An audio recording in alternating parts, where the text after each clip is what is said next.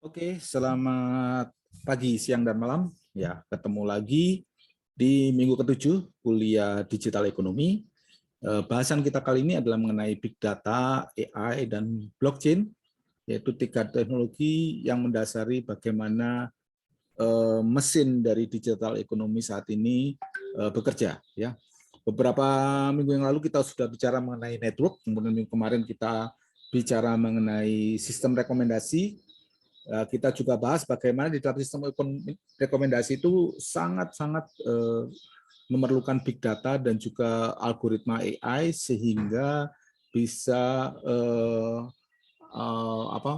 bisa melihat kebutuhan seseorang dan kita bisa menawarkan layanan sehingga pada akhirnya seluruh proses ekonomi, ya terutama ekonomi transaksi yang ada di masyarakat itu berjalan dengan sangat efisien dan meningkatkan kepuasan dari market sendiri dan juga mengefisiensikan kerja suatu bisnis, ya bisnis organisasi, ya organisasi bisnis, ya. Nah, kali ini kita akan membahas tiga hal ini karena latar belakangnya adalah yang sudah kita bahas mungkin di minggu sebelumnya, yaitu mengenai industri 5.0 dan society 5.0. Ya ini yang kita ulangi lagi ya, yaitu mengenai teknologi driven society atau masyarakat yang driven oleh teknologi, di mana dalam konteks industri kita masuk ke mass personalization industri, ya massive personalization, dan di society itu kita gunakan teknologi terkini, state of the art teknologi untuk menyelesaikan masalah-masalah yang ada di masyarakat, yang ada di sekitar kita, yang memang sangat butuh bantuan keputusan yang jauh lebih cerdas, ya smart, ya menentukan mendeteksi mana masyarakat yang miskin, mendeteksi mana masyarakat yang butuh bantuan, mendeteksi membantu orang-orang anak-anak yang butuh pendidikan lanjut, memperbesar kemungkinan untuk melakukan usaha, layanan kesehatan lebih presisi, dan lain sebagainya yang memang seharusnya bisa diselesaikan secara teknikal, ya secara teknologi itu bisa. Dan kita sudah bahas ya di pertemuan sebelumnya, yaitu pada intinya kita itu dilandasi oleh tiga hal ini, big data, AI, dan blockchain. Nah, di kuliah kali ini kita akan membahas bagaimana landasan itu mendukung society yang berbasis teknologi yang ada sekarang, ya. Nah, yang pertama tentunya kita cerita mengenai big data, kan big data, AI, dan blockchain. Data ada di mana-mana, ya, dan data itu bisa diambil dengan mudah, ya. Kiri dan kanan ini adalah dua gambar yang menunjukkan bagaimana dengan mudahnya kita bisa ambil data, ya, di sosial media contohnya, ya. Di sebelah kiri ini adalah data mengenai di Instagram, ya. Kebetulan ini akun saya. Dan di akun ini ada warna-warna yang berbeda-beda, ya. Ini adalah teman-teman saya yang terhubung di Instagram tentunya, ya. Dan warna yang berbeda pun menunjukkan pengelompokan yang berbeda. Dengan menggunakan metodologi SNA, kita bisa kelompokkan, ya, kelompokkan pertemanan saya, ya. Teman saya dengan satu kelompok dengan teman saya yang lain, dan teman saya yang lain juga dengan kelompok dengan yang lain. Jadi tentunya misalkan yang warna hijau ini adalah teman-teman saya berlari misalkan, ya. Kemudian yang warna ungu adalah teman-teman saya di kampus, ya. Kemudian yang merah adalah teman-teman saya aktivitas dengan startup di luar, gitu, ya. Ya, artinya apa? Nah, ini memotret diri saya juga, ya. Beberapa industri terkini seperti fintech untuk risiko kredit dan lain sebagainya, value-nya itu perhitungannya juga menggunakan data-data seperti ini, selain atau menambahkan data-data demografi yang sudah dipunyai, ya. Kemudian yang kedua juga data mengenai jalur lari, ya. Ini ada di Strava, ya. Jalur lari, jalur bersepeda, jalur yang paling sering dilewati, ya. Itu menunjukkan memang daerah tersebut adalah daerah-daerah yang sering dilewati masyarakat atau pusat keramaian, ya. Artinya land value-nya juga lebih tinggi dan lain sebagainya. Tentunya kita bisa juga gunakan gambar ini dengan data-data misalkan dari Google Map, dari WASE, dan lain sebagainya. Jadi intinya data itu ada di mana-mana. Dan big data saya sudah mungkin rekan-rekan sekarang saat ini, ya, kan ini semester 7, ya. Di semester 5 sudah belajar mengenai big data, karakteristik big data sudah pada tahu ya, volume, variety, velocity, dan juga kualitas dari big data itu sendiri ya, karena kualitas dari big data itulah kontekstual ya. Setiap orang melihat big data itu ada yang nyebut itu gold, ada yang nyebut itu garbage dan lain sebagainya. Konteksnya berbeda-beda tentunya. Dan problem utama adalah datanya itu mayoritas data tidak terstruktur. Nah, ini sekitar 89% dan ini adalah big challenge ya. Banyak riset saat ini masih berusaha menemukan metodologi yang jauh-jauh lebih efisien ya, terutama untuk data-data skala besar ya. Kalau metodologi structure data consider sudah mature ya, jadi sudah meskipun datanya banyak tapi memprosesnya sudah tidak begitu sulit lagi. Nah, kembali ke minggu lalu, big data and behavior. Jadi big data itu adalah memotret behavior. Ya, jadi big data yang kita kumpulkan yang banyak tadi yang ada di sekitar kita gunakan untuk memotret behavior. Tujuannya seperti yang minggu kemarin, recommender system, profiling, ya, personalization, ya, di mana kita pada intinya adalah menciptakan atau membuat algoritma sehingga terjadi interaksi dengan pengguna sehingga pengguna merasa nyaman ada di layanan kita atau apapun yang kita buat, platform atau ekosistem, ya, sehingga mereka giving more data, ya, pada akhirnya kita tahu perilaku mereka seperti apa dan apa kebutuhan mereka, ya.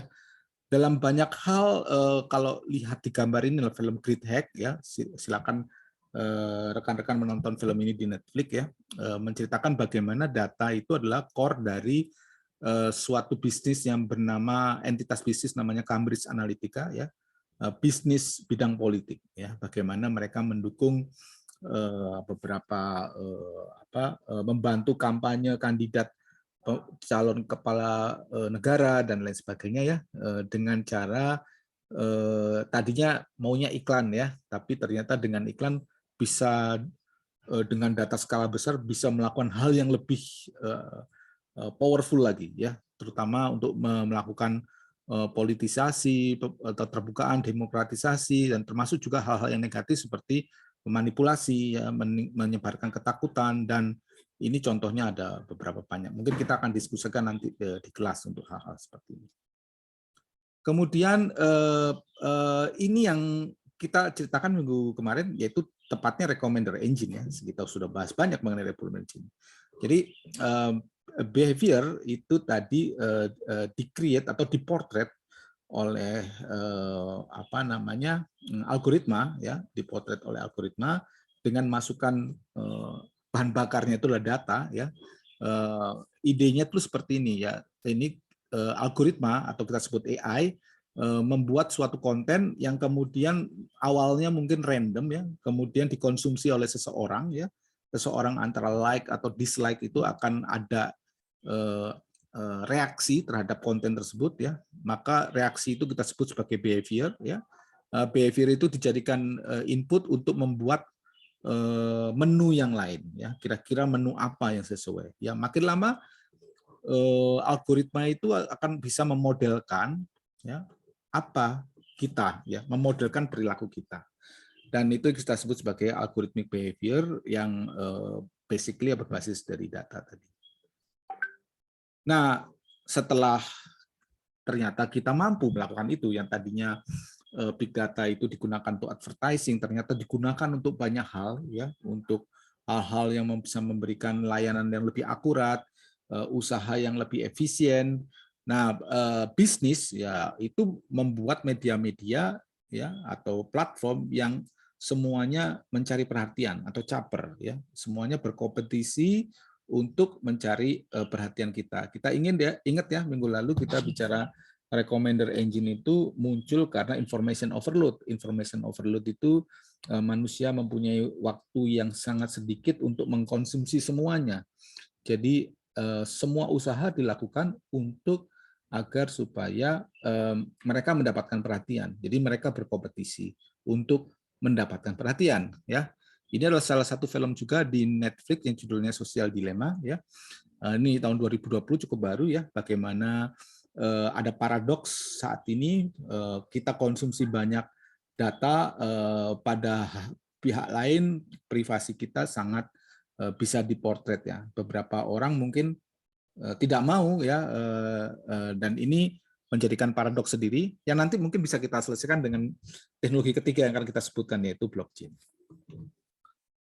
Kemudian ya tadi, ya, karena berkompetisi untuk data dan ekosistem semua berkompetisi, maka muncullah kelompok-kelompok, ya, kelompok-kelompok bisnis yang saling berkolaborasi membentuk suatu kesatuan yang kuat sehingga orang yang masuk ke dalam layanan mereka tidak lari kemana-mana. Ya, misalkan contohnya turis dengan travel agent dengan hotel, ya, mungkin sudah sering, ya. Travel agent butuh turis, butuh juga kerjasama dengan hotel, butuh juga kerjasama dengan tempat wisata, sehingga semua dipaketkan, sehingga turis itu tidak lari kemana-mana, tidak ada hubungan dengan yang lain. Itu namanya kita create ecosystem. Datanya tidak lari kemana-mana. Kita lihat juga di perusahaan teknologi, Facebook, WhatsApp, Instagram, atau Tokopedia dan Gojek, ya, kita bisa lihat hal-hal seperti itu. Nah, di Age of Analytics, ini ide dari dari munculnya penggunaan big data saat itu, kita sudah lihat bahwa yang paling berpotensi dari semua bidang bisnis itu adalah personalized advertising menggunakan big data, yaitu dia punya potensi sangat tinggi dan impact score-nya juga tinggi, ya, terhadap keseluruhan operasional industri dia, ya. Karena dengan data yang semakin banyak, maka dia bisa lebih akurat, maka layanan semakin personalized, dan terakhir, kalau sudah semuanya sempurna, ya, udah sesuai dengan skenario, maka kita akan mendapatkan uang yang lebih banyak, more monetization, ya, seperti itu. Nah, oke, ya, jadi tadi sudah kita lihat, ya, data terstruktur, data tidak terstruktur, data eksternal, data internal, data interaksi, data attitude, data behavior, data deskripsi diri atau demografi, ya, kita sebut sebagai big data. Usaha-usaha itu adalah kita gunakan untuk memprofile si market atau personalize, ya, secara granular, ya, toward personalization di sini namanya. Nah, di gambar juga sudah pernah saya tunjukkan di waktu dulu, ya.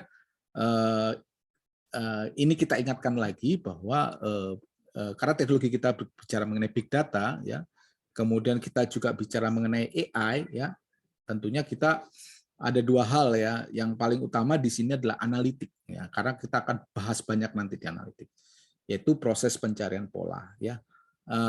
Proses pencarian pola ini metodologinya adalah menggunakan machine learning, ya, bagaimana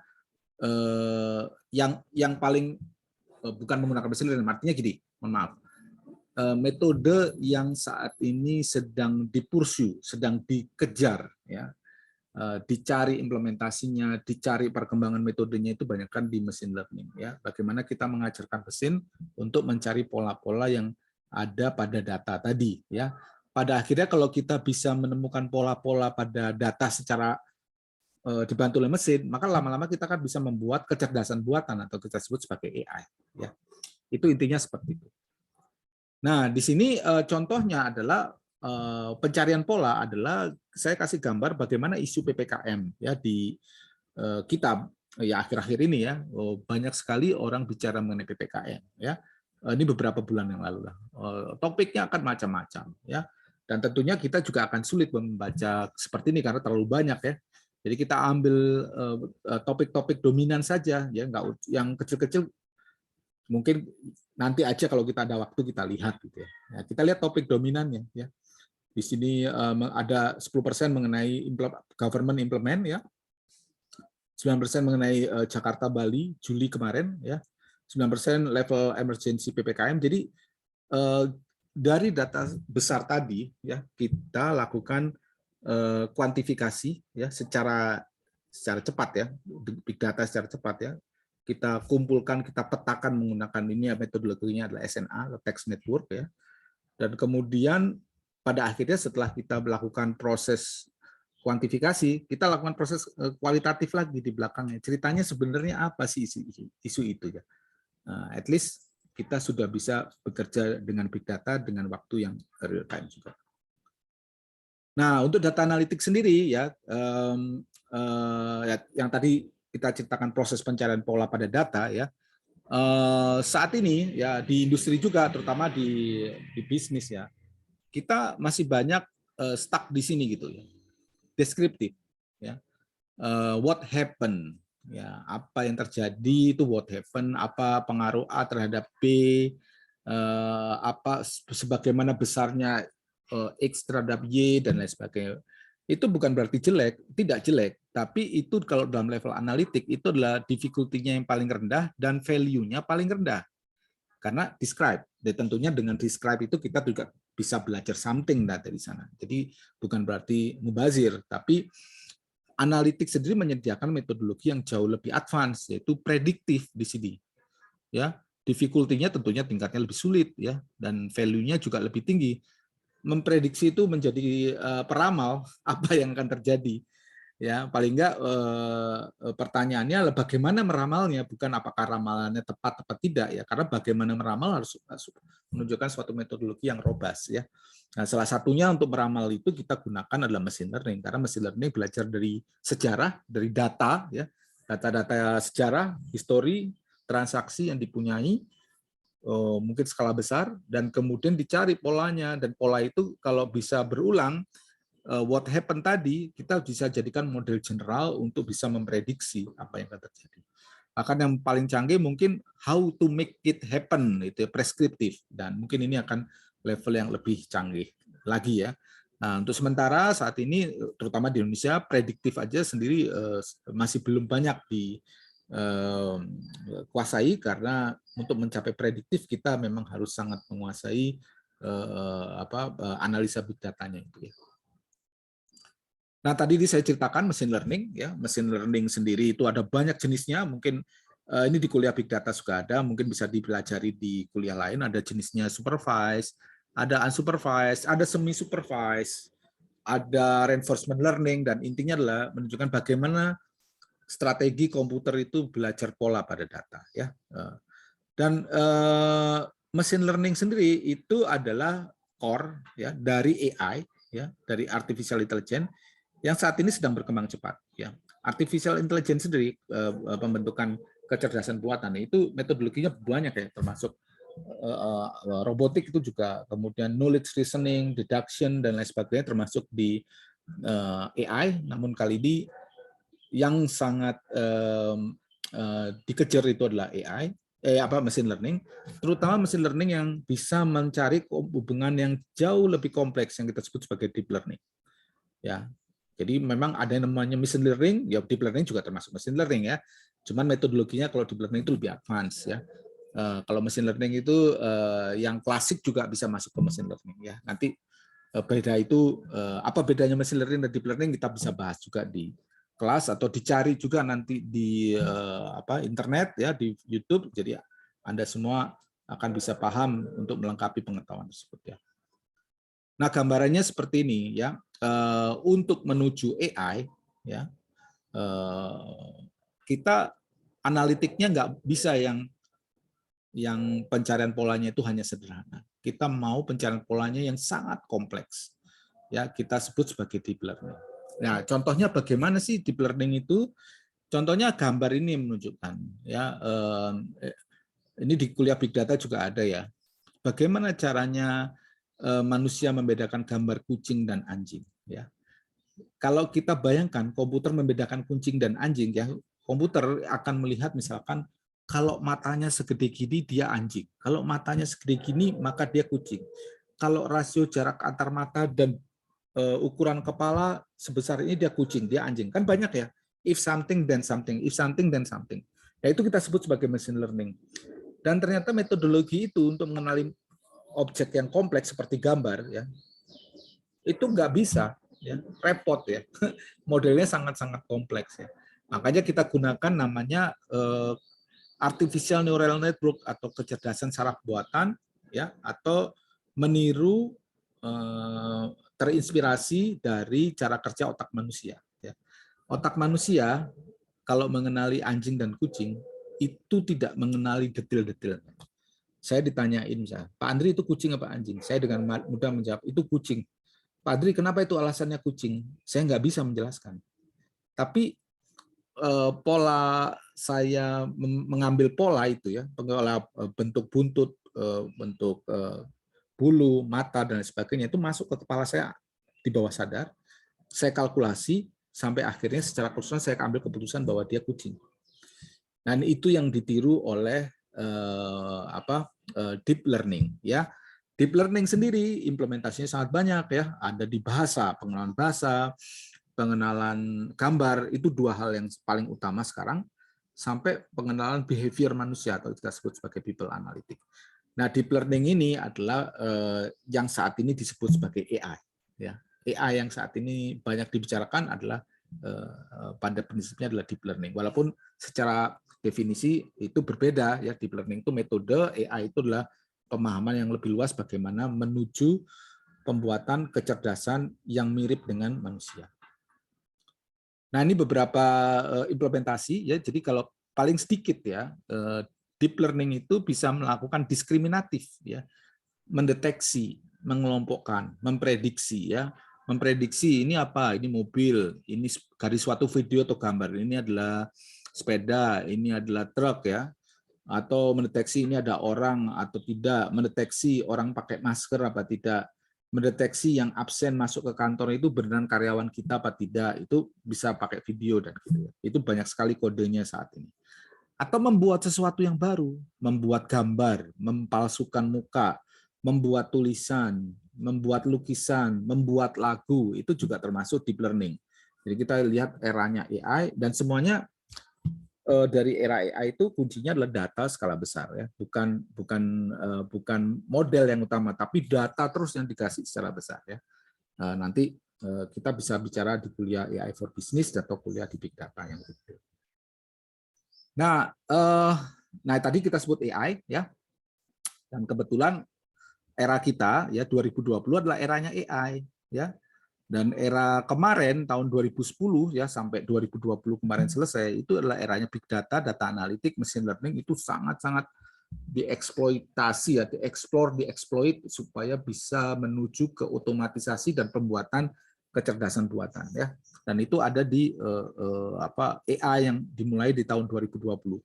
Di tahun 2040 diharapkan sudah jauh lebih canggih dari manusia AI yang kita buat ya. Kita bisa lihat AI sendiri digunakan di industri startup, terutama recommender mesin ya, recommender engine banyak sekali menggunakan AI, dan kita lihat semakin lama semakin akurat karena banyaknya data yang bisa dikenali menggunakan deep learning supaya kita tahu kebutuhan atau behavior seperti apa.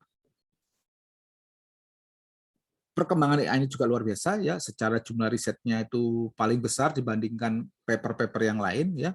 Secara jumlah startup juga sangat banyak ya, terutama startup yang berkaitan dengan fintech ya. Kemudian kemampuan komputer juga semakin canggih ya, semakin cepat dia memproses ya, semakin turun waktunya ini ya.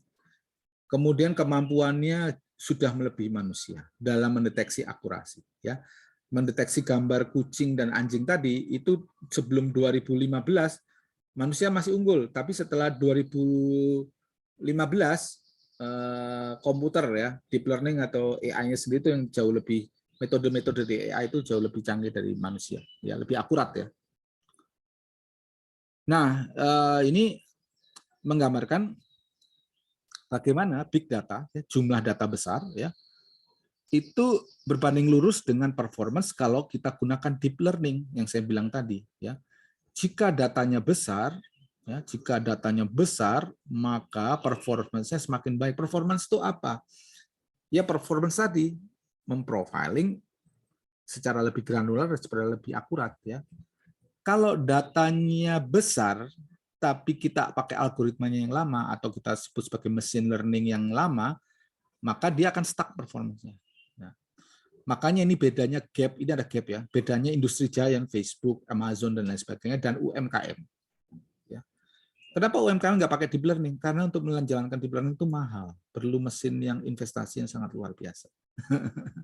Jadi saat ini prosesnya adalah yang punya mesin yang canggih bisa memproses deep learning dan dijadikan core engine dia, dan dia bisa memberikan melayani massive personalization yang kita sebut di industri 5.0 tadi, dan itu adalah keunggulan dia. Sampai saat ini gap-nya ada di sana.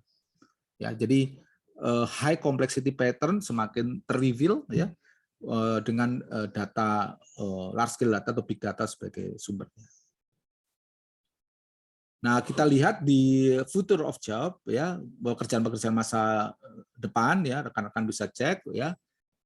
Ini nomor 1 ini berkaitan dengan kita tadi data analis dan data scientist ya. Kemudian yang kedua mengenai AI dan machine learning spesialis. Ketiga adalah big data spesialis, keempat adalah digital marketing dan strategi spesialis, ini berkaitan dengan personalization atau recommender engine ya.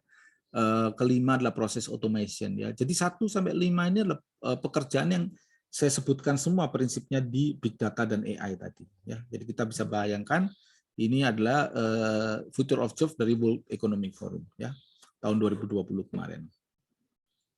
Oke. Nah, sekarang kita masuk ke teknologi yang ketiga, yang kita sebut sebagai blockchain. Jadi kalau kita bicara mengenai AI itulah data besar, big data itu data besar, kemudian AI itulah bagaimana kita manfaatkan untuk suatu tujuan tertentu dan secara otomatis, dan engine atau bensin gitu ya untuk membuat kecerdasan mesin. Yang ketiga, blockchain itu lebih ke rules ya, rules bagaimana semua itu berjalan sesuai yang kita harapkan ya. Di sini ya ini ada gambar ya cukup menarik ya. Kita mungkin sering pergi ke supermarket ya.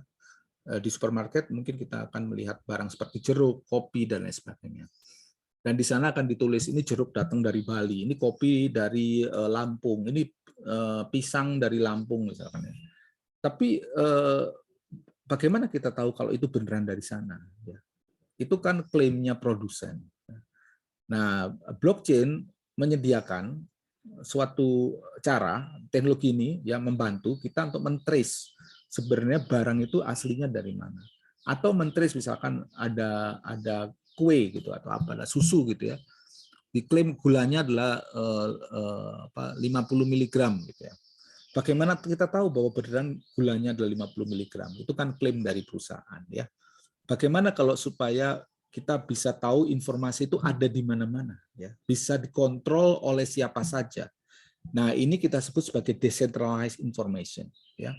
Nah, selama ini sistem dunia yang sedang bekerja saat ini termasuk di pemerintahan, di business organization semuanya adalah centralized.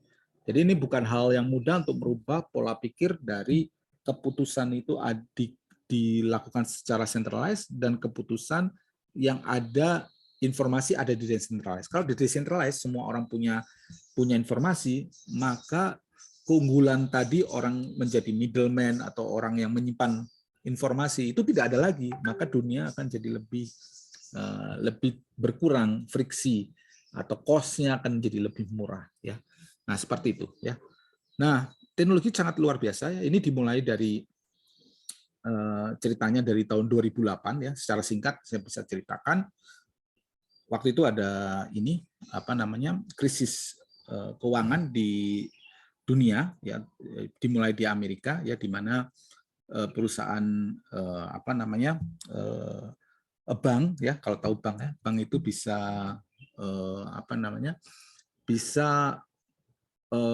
bank itu adalah bisnisnya adalah menginvestasikan uangnya pelanggan ya, dan dia bisa menginvestasikan 90% dari uang pelanggan ke suatu instrumen investasi, sementara 10%-nya disimpan sewaktu-waktu kalau pelanggan mengambil uangnya.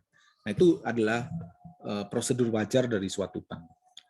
Namun saat itu investasi ini terjadi berlapis-lapis ya, yang mungkin suatu hal yang berupa janji yang belum terrealisasi gitu ya.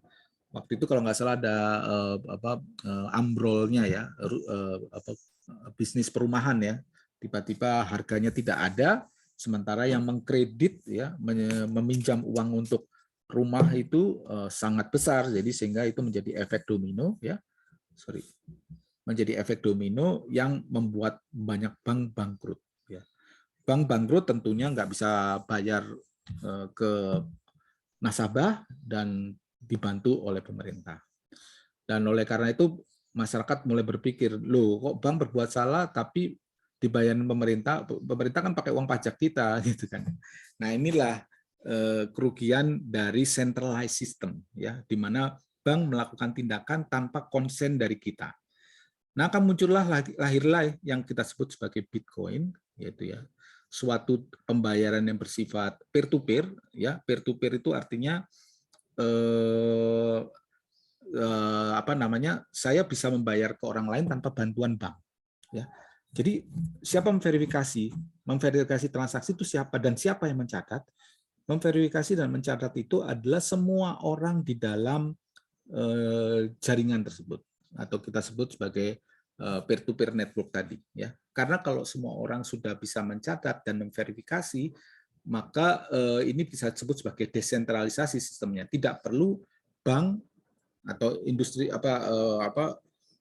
financial institution untuk menjadi penengah ya, tidak perlu jurinya karena semua orang sudah bisa jadi juri ya, atau sebagai pengatur ya. Semua orang bisa lakukan tracking dan memverifikasi transaksi tersebut ya, dan tentunya akan mencegah adanya double spending. Nah, apa yang disebut double spending? Double spending adalah kalau saya punya uang 100, saya kasih ke orang lain 20 dari uang saya, maka uang saya itu harus tinggal 80, ya, nggak boleh masih 100. Sementara di internet masa kini, ya,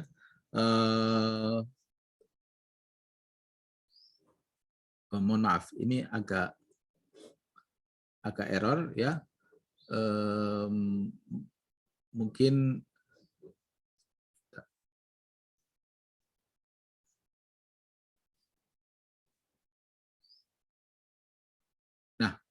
Nah, sorry, tadi agak error. Jadi ya, di internet saat ini adalah semua orang bisa kalau saya kirim foto gitu atau file ke orang lain, maka file itu akan ada di saya ya. Nah, kalau kita bicara mengenai aset atau uang ini nggak boleh ya. Jadi begitu kita kasih, maka uang kita harus berkurang, dan itu yang diatur oleh Bitcoin tersebut. Nah, Bitcoin ini teknologi di belakangnya adalah blockchain. Ya, nanti kita ceritakan lebih detail mengenai blockchain ya. Dan blockchain itu karena semua orang bisa melakukan verifikasi ya, dan semua orang bisa melihat transaksinya, maka dia harus di secure dengan suatu sistem kriptografi ya. Dan tentunya semua orang yang ingin memverifikasi itu harus berlomba-lomba. Kita sebut mekanisme proof of work ya, berlomba-lomba untuk menyelesaikan suatu puzzle ya. Si puzzle itu kalau dia berhasil menyelesaikan puzzle, maka dia dijadikan orang sebagai pemenangnya dan dia akan yang memverifikasi. Kalau dia memverifikasi, maka dia dapat Bitcoin. Nah, ada motif ekonomi di dalamnya ya. Dan kita sebut sebagai mining ya, mining. Nah, sistem ini kalau semakin banyak orang yang bergabung ya, berarti kan catatannya semakin ada di mana-mana ya. Jadi nggak mungkin dirubah. Kalau satu orang merubah, maka catatan di lain tidak berubah, maka yang ngerubah itu berarti nggak bisa ngerubah. Misalkan saya kasih uang ke A tadi, saya kasih uang 20, saya nggak mau 20 deh, saya rubah menjadi 2 ya, berarti nolnya saya hilangkan, berarti nggak valid lagi, karena di semua orang catatannya adalah Andri ngasih ke orang lain itu adalah 20, bukan 2. Gitu ya. Nah, intinya ini menghilangkan bank atau yang menjadi middleman tadi ya. Nah, ternyata dengan metodologi ini Bitcoin luar biasa ya, mungkin rekan-rekan sudah tahu nilainya sangat naik drastis saat ini. Nah, tadi intinya adalah ya ini kayak gini, kalau bank itu kan ada bank di sentral gitu, seorang orang terhubungan dengan bank. Kalau ini enggak, ini semua orang terhubung dengan network seperti ini. Semua orang punya catatan. Si A, ini A ya, A punya misalkan EAB ya. Asetnya apa, inventorinya apa, transaksinya apa, dan lain sebagainya. Semua orang bisa melihat ya. Nah, kalau semua orang bisa melihat, maka orang-orang akan semakin percaya. Oh iya, saya percaya kamu mempunyainya segitu. Jadi nggak ada lagi curiga-curigaan. Karena ada transparansi, trust, maka akan efisien. Pekerjaan antar organisasi itu akan menjadi lebih efisien. Nggak ada lagi politik atau ego sektoral atau hal-hal yang disembunyikan lagi. dengan menggunakan blockchain, kita sebut sebagai distributed ledger atau catatan ini ledger ya, catatan ya. Catatan ini adanya di tiap node, maka semua orang tahu bahwa catatan apa yang paling update saat ini dan apa yang terjadi. Ya. Nah, Bitcoin tadi kita sebut sebagai blockchain versi 1, blockchain yang digunakan untuk cryptocurrency, untuk pembayaran. Ya. Ternyata ada blockchain versi 2 yang namanya Ethereum. Ya. Kalau versi 1 itu Bitcoin. Ethereum itu mengekspan, jadi blockchain itu bukan hanya untuk pembayaran, tapi untuk juga smart contract. Apa itu smart contract? Smart contract itu adalah suatu kondisi di mana kita berikan job melalui blockchain yang dieksekusi kalau kondisinya terpenuhi. Ya, misalkan ini kabarnya gini, ini ada blockchain ya, blok-blok banyak, terus ada kontraknya di dalam. Kontrak itu perintah sebenarnya, kode komputer. Dan kita kalau implementasikan di internet, ya kita bisa misalkan begini. Saya punya Bitcoin misalkan. Karyawan saya gaji setiap 30 hari. Ya. Semua karyawan saya setiap selesai 30 hari, gajinya langsung turun karena dieksekusi oleh smart contract. Kemudian ada satu karyawan yang dia nggak masuk 2 hari, ya karena kerjanya baru 26 hari. Pada saat yang lain dapat uang, ya gaji, dia belum dapat, ya karena dia masih 26 hari. Nah, nanti dia dapatnya kalau udah nambah 2 hari lagi ya. Jadi setiap orang nanti akan berbeda-beda gajinya, pokoknya berhitung sampai 30 hari gitu ya. Nah, kita bisa bayangkan tentu saja pekerjaan ini bisa dilakukan oleh HRD, tapi pekerjaan ini pekerjaan mikro, ya pekerjaan peritilan ya, yang nggak perlu dilakukan manusia sebenarnya. Sebenarnya manusia cukup bekerja yang strategik aja, yang berpikir, berinovasi, berkreasi. Hal-hal seperti ini kita implementasikan aja di internet dengan blockchain yang dieksekusi secara otomatis. Nah, jadi fungsinya smart contract itu sangat banyak ya, nanti untuk transaksi dan lain sebagainya. Mungkin kalau kita bayar ke Tokopedia, kita nggak perlu lagi menunggu-nunggu mekanisme seperti sekarang ya. Kalau diterima finish gitu ya. Nah, kalau itu kan dilakukan oleh sistem terpusat oleh Tokopedia ya. Kalau misalkan di Tokopedia sistemnya rusak, barangnya belum saya terima, ditulis diterima, kita nggak bisa klaim ya. Tapi kalau di blockchain, kode ini diimplement di internet ya. Begitu Andri menerima barangnya, maka otomatis orang yang menjual barang itu akan menerima pembayaran ya, dan diimplementasikan tanpa menunggu si Tokopedia melakukan action. Tapi semua node di dalam network itu bisa membantu proses transaksi itu berjalan dengan lancar. Ya. Dan inilah tadi gambarannya blockchain teknologi, dia decentralized peer-to-peer ya. Kemudian yang kedua immutable atau tamper-proof karena contohnya CDD. Ini yang ini ya, order record ya. Setiap transaksi itu diurutkan berdasarkan tanggal ya. Mohon maaf bentar. Ya, berdasarkan tanggal ya, atau berdasarkan waktu lah ya, timestamp. Misalkan gini, ini saya A ke B. Ya, A ke B ditaruh di blok ini. Kemudian di sini ada B ke C. B bayar ke C. Karena B bayar ke C, maka bloknya ada di atas A ke B. Ya. Kemudian di sini D ke E ya, nggak usah urut ya. D ke E transaksinya sesudah B ke C, maka ada di atasnya lagi ya. Ini terurut ya.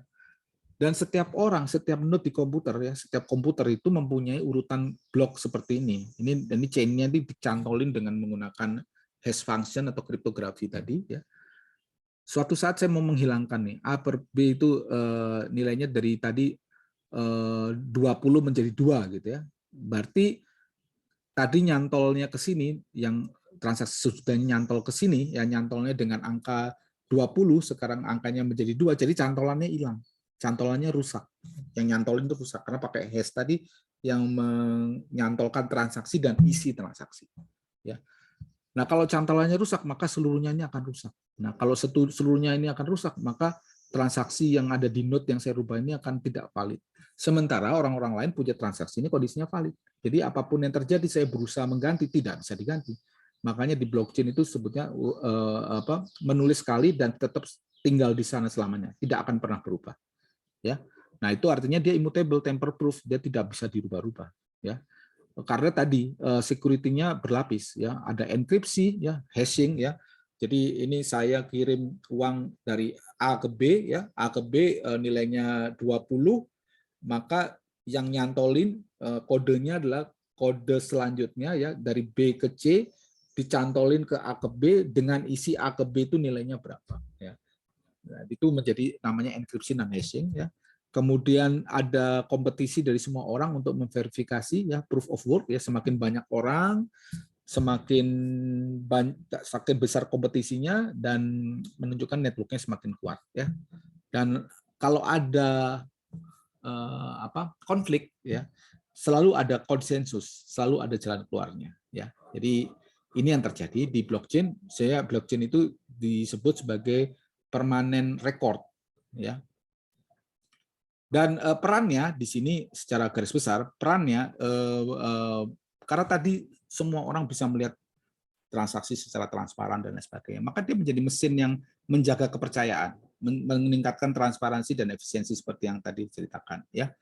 Kemudian di blockchain juga memungkinkan kita punya identity dan identifier, dan ini yang menjadi alat untuk menghadapi apa yang kita sebut sekarang itu sebagai eksploitasi data, ya. Eksploitasi data itu terjadi karena data kita diambil di sosial media tanpa konsen, ya, karena kita memang tidak punya hak, ya. Nah, nanti dengan menggunakan blockchain kita punya identity dan identifier, ya. Identity itu adalah private key saya, ya, atau identitas saya. Tapi untuk berhadapan dengan dunia luar, untuk sosial media, untuk urusan rumah sakit, untuk urusan ke sekolah, saya bisa membuat banyak sekali identifier yang merepresentasikan ke saya. Jadi yang di blockchain tadi yang tertulis adalah transaksi antar identifier, tapi kita nggak tahu yang ngirim duit itu siapa. Dan ini adalah salah satu hal yang sangat luar biasa karena terbuka tapi secure dan menjaga privasi. Semua catatan terbuka tapi secure, ya. Dan itu misalkan sekarang KTP, ya. KTP kan orang minta fotokopi KTP, ya. KTP difotokopi karena kita butuh tahu bahwa orang itu yang ada di KTP, ya.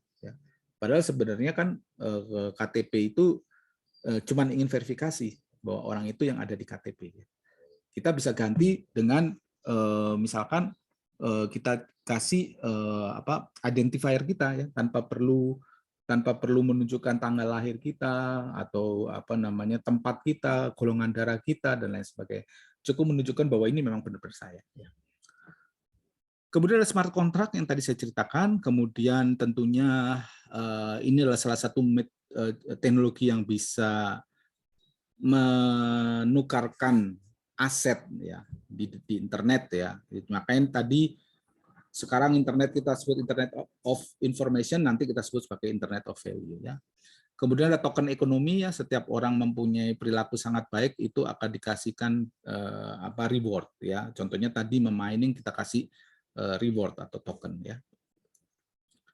Nah, ini beberapa implementasi. Terus efeknya apa sih dengan adanya tadi sistem yang memungkinkan catatan terbuka dan aman dan menjaga privasi, gitu, ya.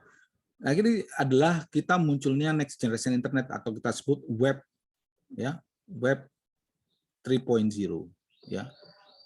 Web 3.0, ya. Karena web 2.0 saat ini kita punya banyak sekali masalah, kita nggak bisa tukar-menukar aset, ya, dan kita juga nggak bisa mendeteksi mana orang yang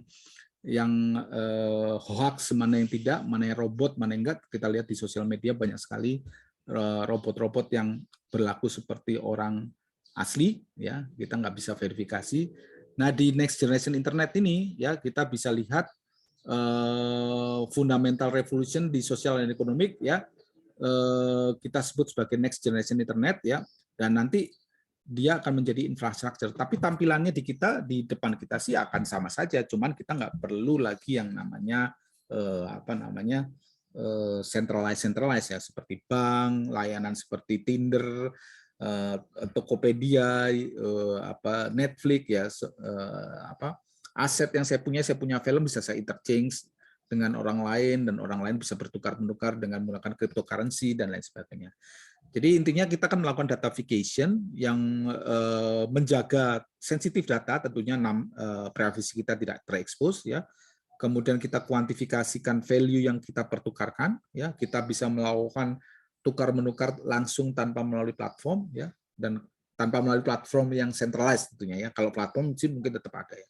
Dan validasi bahwa itu beneran saya ya. Nah, di Web 3.0. Yang kedua adalah dalam hal service ekonomi, mungkin nanti minggu depan kita bicara mengenai sharing ekonomi, ini sangat luar biasa ya. Dengan adanya service ekonomi kita bisa directly peer to peer melakukan transaksi, meminjam meminjam barang, menyewa barang, membayar ya. Jadi data kita nggak diambil, kita langsung berhubungan dengan orang lain, kita bisa kontrol data apa yang bisa diambil dari data saya. Jadi nanti kita akan melihat penggunaan data untuk profiling nanti akan ada pergeseran dengan adanya teknologi ini. Ya kita ingat ya, Web 1.0 itulah web zaman dulu yang cuman statik ya. Web 2.0 di mana kita bisa melakukan transaksi dengan bantuan platform ya. Web 3.0 ini adalah nanti yang berjalan adalah smart contract ya. Makanya kita tahu nanti di Dev itu namanya decentralized apps ya, dApps ya. Yang berjalan adalah smart contract ya, transaction dan juga AI ya, di mana AI itu akan mengcustom kebutuhan kita sendiri, bukan untuk kebutuhan bukan untuk kebutuhan platform atau layanan lebih tinggi yang mengkolek data kita, tapi kita sendiri yang bisa mengcustom AI berdasarkan data-data yang kita kontrol keluarannya seperti apa ya. Dan ini sangat luar biasa nanti untuk sharing ekonomi. Selanjutnya adalah distributed organization. Nah, kita tahu sampai saat ini industrial infrastructure organisasi kita centralized organization. Banyak sekali ya, pemerintahan, bisnis, dan selalu mass production dan economic of scale ya, termasuk tadi mass personalization yang kita ceritakan tadi di society atau industri 5.0. Nah, kalau kita masuk ke information revolution itu kita masuk ke area namanya distributed management ya, di mana kita lihat banyak tidak efisiennya dengan organisasi-organisasi yang terbentuk ya. Contohnya organisasi saat ini biasanya dioptimasi secara internal. Kita ingin the best organization, tapi antar organisasi itu friksi, berkompetisi ya. It's not good for the planet lah contohnya. Contohnya ngapain banyak kan mobil gitu. Banyak sekali merek mobil saling berkompetisi banyak-banyak. Kenapa nggak kita bikin mobil yang memang bersama-sama dibangun ya, tidak perlu berkompetisi ya. Karena setiap orang punya keinginan sendiri-sendiri ya. Jadi tidak ada kompetisi yang akhirnya bisa merusak lingkungan dan lain sebagainya. Kemudian supply chain, kemudian political system ya, karena political system sangat rely dengan sistem politik yang banyak agenda di belakangnya, dan prosedur-prosedur birokrasi, visa dan lain sebagainya. Contohnya distributed organization ya. Jadi banyak sekali friksi, banyak sekali pertentangan, banyak sekali kompetisi ya, itu yang tidak diinginkan ya. Selanjutnya adalah Internet of Value. Saya sudah ceritakan sedikit ya. Dengan adanya Internet of Value, we can move value to Internet, dan ini ya menunjukkan bahwa kita tidak perlu lagi exchange, ya. Kita nggak perlu lagi hal-hal yang di luar kontrol kita, ya exchange dan lain-lain itu biasanya kan disummarize, terutama di ekonomi disummarize oleh usaha-usaha pemerintah. Tapi kita sebagai masyarakat ya kita just do what we have to do ya, melakukan pekerjaan sehari-hari tanpa kita secara lebih aktif berkontribusi ya. Contohnya ini adalah suatu cerita yang menarik ya. Saat ini the best country, negara yang terbaik adalah GDP-nya terbaik. Uangnya paling banyak. Tapi uang paling banyak itu apakah happiness paling oke? Nah, ini good question ya. Service economy is about value delivered is service, an exchange of value. You don't just get product, but you just get its function and the value that delivers ya. Jadi nanti service ekonomi akan banyak sekali exchange aset dan service di sini. Yang tentang ini ya, people are not particularly happy with only GDP ya, karena ini nggak menggambarkan sebenarnya kebahagiaan ya. Metrik yang lain misalkan apa hubungannya nanti planetary happy dengan gross domestic product, nanti kita isu environment kita cek ya setelah ini. Di ekonomi kita lihat contohnya supply chain ya, decentralized economic activity create peer-to-peer exchange network. Kalau kita exchange-nya, kalau peer-to-peer, kita bisa bayangkan berapa banyak orang yang langsung terjun masuk ke dalam network of economy ya. Kemudian tentunya opportunity akan semakin besar untuk terlibat langsung, termasuk tadi service ekonomi ya. Tidak perlu mencari platform, bisa langsung melakukan secara peer-to-peer ya. Kemudian ownership ya, hak ya, hak akan semakin dikenali ya, dan aset-aset yang lain ya. Contohnya mungkin yang banyak sekali friksi yang ada di kita adalah urusan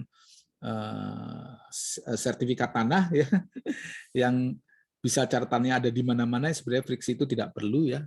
Ya, ini di blockchain dan ekonomi contohnya sekarang adalah banyaknya munculnya decentralized finance. Nanti saya bahas tersendiri di belakang ya.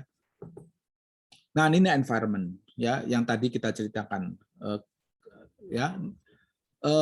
Kita lihat bahwa kita terlalu banyak ya menghabiskan natural resources karena kompetisi bisnis ya.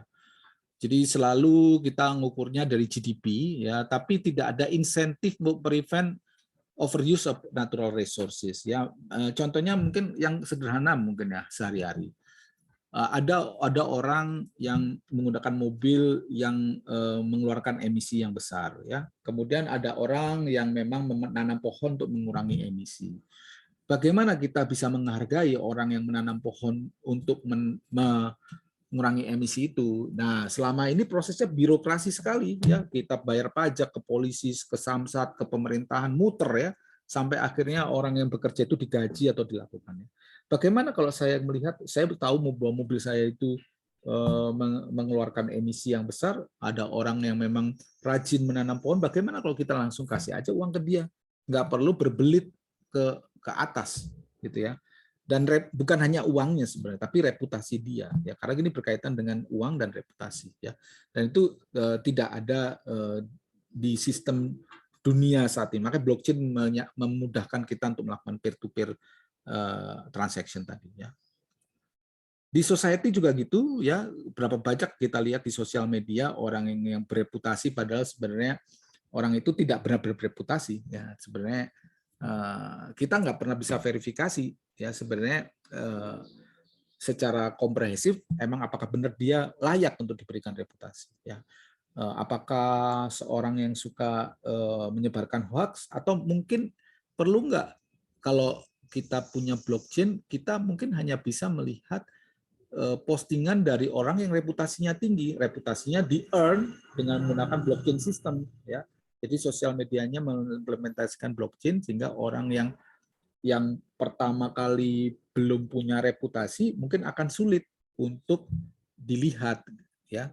Tapi yang ada sekarang justru orang-orang baru muncul terus ngeluarin provokasi dan lain sebagainya sehingga menjadi sensasi, menjadi viral, sesuatu hal yang tidak benar, dan ini kita menjadi banyak sekali masalah. Dari society itu kita perlukan hal seperti itu ya. Ada beberapa sosial media yang memang menjadi motor untuk ini ya.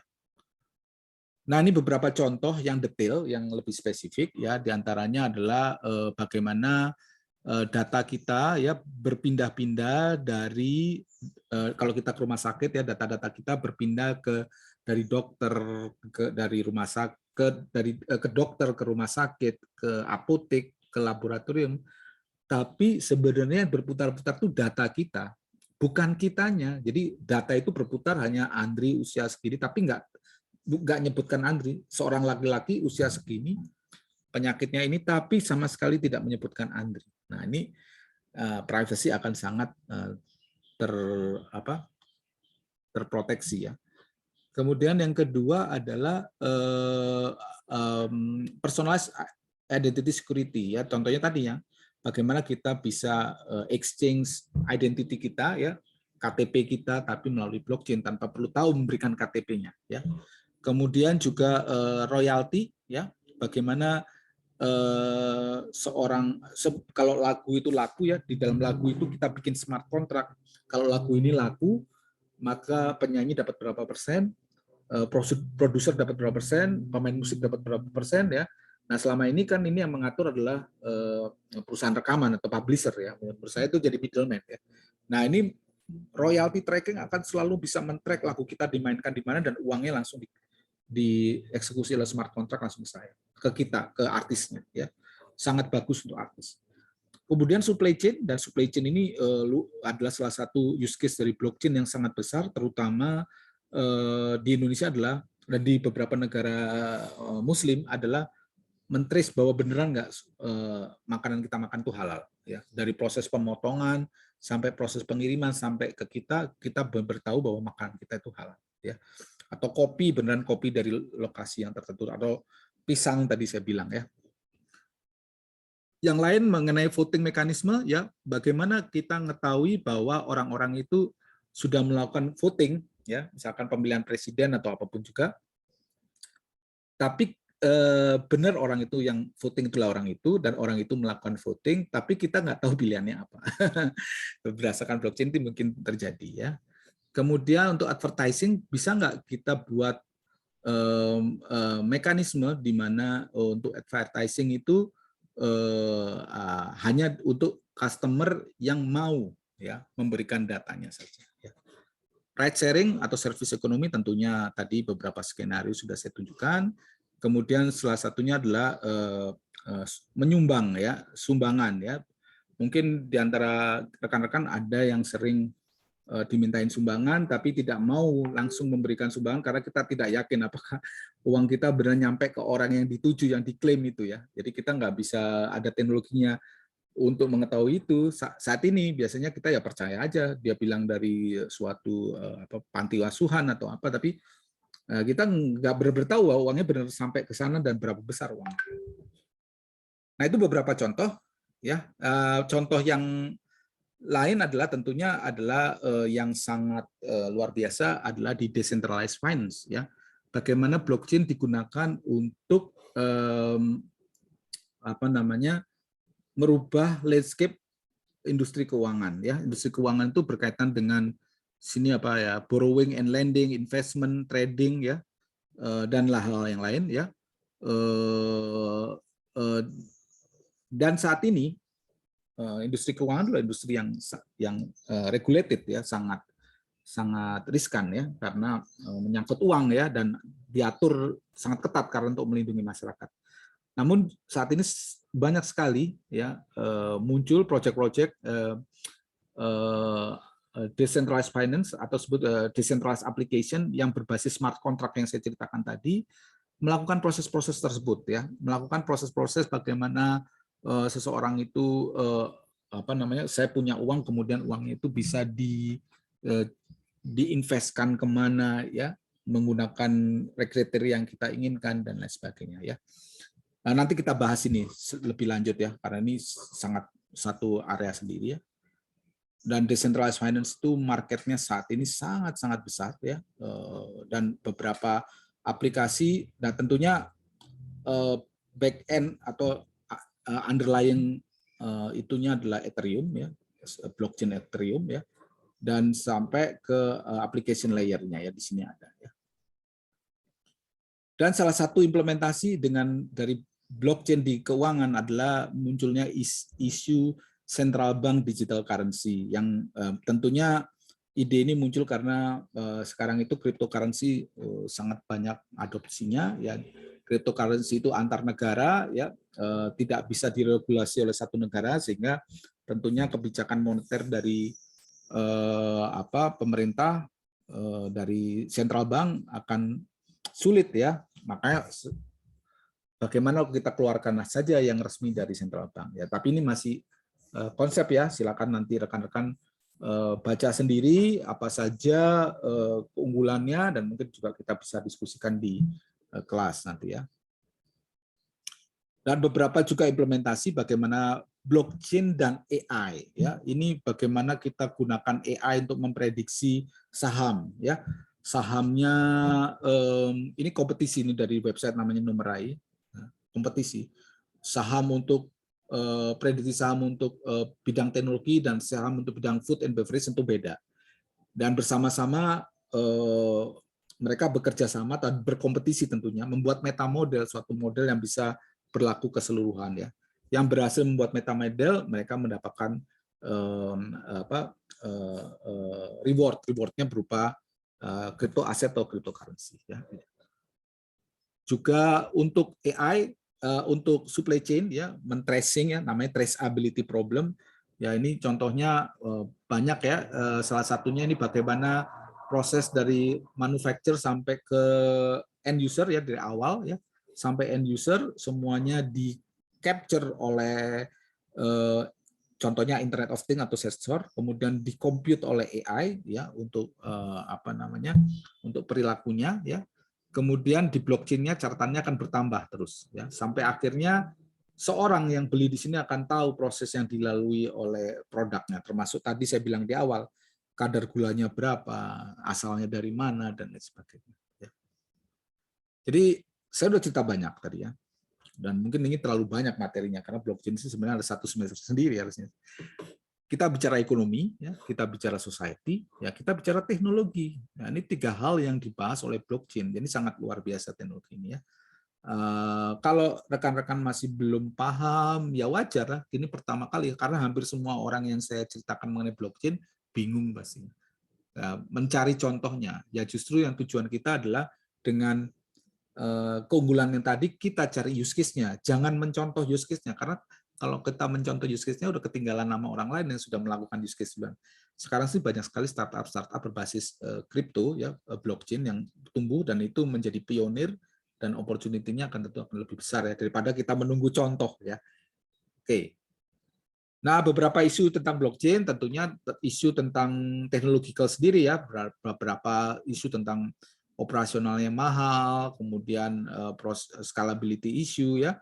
Di sosial juga tentang bagaimana regulasi dari pemerintah, bagaimana penerimaan sosial seperti yang saya bilang tadi banyak masyarakat yang masih belum paham ya. Kemudian secara organisasi bagaimana untuk suatu organisasi nggak banyak orang yang ngerti blockchain. Kemudian bagaimana memasukkan blockchain dengan sistem yang ada sekarang, bagaimana menginstalasi atau biaya transaksinya nanti ya. Ini beberapa isu yang saat ini layak didiskusikan ya. Nah, ketiga teknologi tadi tujuannya adalah ini toward a better society ya, smart and better ya. Yang disebut better ya termasuk dalamnya smart ya, cerdas lah ya. Jadi kita lihat bahwa dunia itu semakin kompleks ya. Kemudian culture manusia itu juga makin kompleks ya. Kita bisa selesaikan menggunakan tadi distributed, trusted, transparent teknologi blockchain. Tadi ada masalah sosial media, politik, masyarakat, organisasi, pemerintahan yang banyak sekali intermediary atau makelar di sana disebut. Kata kasarnya makelar tapi intermediary atau lembaga yang menjadi penengah ya. Kemudian kita bisa lakukan otomasi dan proses intelijen menggunakan AI dengan menggunakan big data yang ada di sekitar kita ya. Dan Indonesia sendiri sebenarnya mampu ya mengeksploitasi 3 teknologi ini untuk ya mencapai society ya 5.0 yang tadi better ya. Better apa artinya? Smart, terpercaya, kemudian menjaga privacy, menjaga hak cipta karya, kemudian kecerdasan itu kolektif ya. Jadi jangan kolektif itu justru bukan kecerdasan tapi kolektif kebodohan ya. Jadi kolektif kita sama-sama cerdas ya. Jadi tentunya kita perlukan adalah kepemimpinan ya. Sebenarnya pertanyaan ini selalu siapa yang memimpin melakukan transformasi ini? Ya, ini kalian ya anak muda ya. Jadi bukan pemerintah, pemerintah kan selalu ketinggalan ya. Kita lihat di bidang big data, di bidang AI ya, private sector itu selalu menjadi juara ya. Implementasinya use case-nya dibandingkan public sector. Jangan harap public sector itu bisa mengalahkan private sector. Di seluruh dunia juga kayak gitu. Karena kepentingannya beda. karena private sector itu adalah inovasi, ya, inovasi, dan itu butuh teknologi sebagai sumber dari inovasi. Oke, sebagai penutup ini tentu khusus blockchain ya. Ya, blockchain adalah digital ledger atau catatan dari transaksi baik ekonomi atau society dan sebagainya, seharusnya bukan hanya ekonomi ya, yang tidak bisa kita korupsikan ya, yang dapat diprogram untuk merekod bukan hanya value finansial tapi juga semuanya yang mempunyai value termasuk trust ya. Jadi itu yang ingin saya sampaikan hari ini, agak lama ya materinya, semoga bermanfaat dan mungkin kita nanti diskusi di kelas dengan pengajarnya masing-masing dan juga semoga bisa menjadi inspirasi untuk melakukan inovasi. Selamat siang dan saya tutup kuliahnya. Terima kasih.